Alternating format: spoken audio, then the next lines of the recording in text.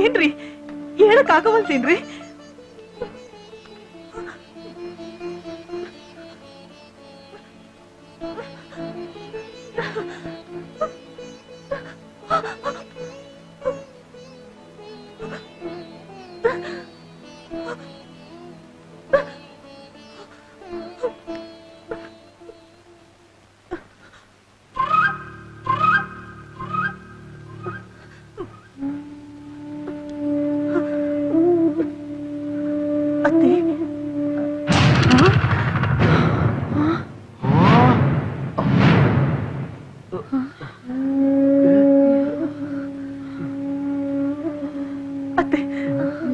ಅತ್ತೆ ನೋಡ್ರಿ, ಚಲೋತ್ನಾಗ ನೋಡ್ರಿ, ನನ್ ಗಂಡ ಸತ್ತಿಲ್ಲ, ನಾನು ಅವ್ರಿಗೆ ವಿಷ ಹಾಕಿಲ್ಲಂತ ಈಗಾದ್ರೆ ನಂಬಿಕೆ ಬಂತೇನ? ಅಯ್ಯೋ ಅಯ್ಯೋ ಮಾಯಾವಿನಿ, ಏ ವಿಜ್ಜ, ಮೊದ್ಲು ಇವ್ರನ್ನ ಹೊರಗ್ ತಳ್ಳ, ಈಕಿನ್ ಮಾರಿ ನೋಡಕ ನನ್ಗ ಅಸಹ್ಯ ಆಗ್ತೈತಿ. ಹುಷಾರು,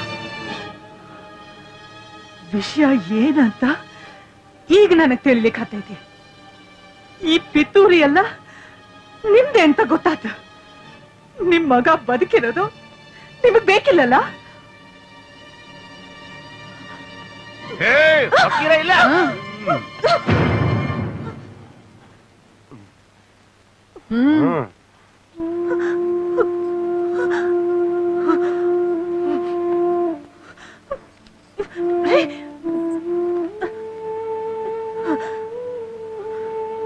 ಅತ್ತಿ, ಕಾಲ ಹಿಂಗ ಇರೋದಿಲ್ಲ. ನನಗೂ ಒಂದ್ ಕಾಲ ಬರ್ತೈತಿ, ಆಗ ತೋರಿಸ್ತೀನಿ ನಾ ಏನು ಅಂತ. ಈಗ ನನಗಾಗಿರೋ ಅನ್ಯಾಯಕ್ಕ ಆಗ ನ್ಯಾಯ ಕೇಳ್ತೀನಿ. ಅದೇ ನ್ಯಾಯ ಕೇಳ್ತೀಯೋ ಕೇಳ, ನಿನ್ನ ಊರ ಕಾಲಿಡ್ಲಾರ್ದಂಗ್ ಮಾಡ್ತೀನಿ. ಅದೇನ್ ಪಂಚಾಯತಿ ಸೇರಿಸ್ತಿ ಸೇರ್ಸು, ನಾನು ನೋಡೇ ಬಿಡ್ತೀನಿ.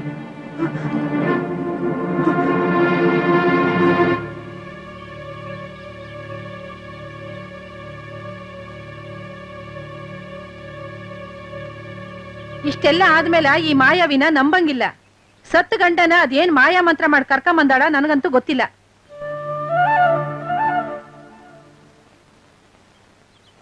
ತಗ, ಇವರು ನಮ್ ಕೂಡ ಇರಂಗಿಲ್ರಿ. ಇಲ್ಲಿ ಕಣ್ಣು ಮುಂದೆ ನಡೆದದ್ದು ಎಲ್ಲಾರ್ಗೂ ಗೊತ್ತಾಯ್ತಿ. ಇನ್ನೇನ್ ಹೇಳಕ್ಕಾಗತ್ತ? ಇವಳಿಗೆ 8 ವರ್ಷ ಊರಿಂದ ಹೊರಗಾಕಿವಿ.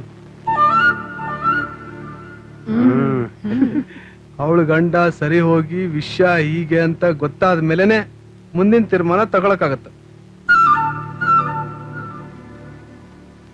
ಇದಕ್ಕೆಲ್ಲ ನೀವೇನಂತೀರಪ್ಪ?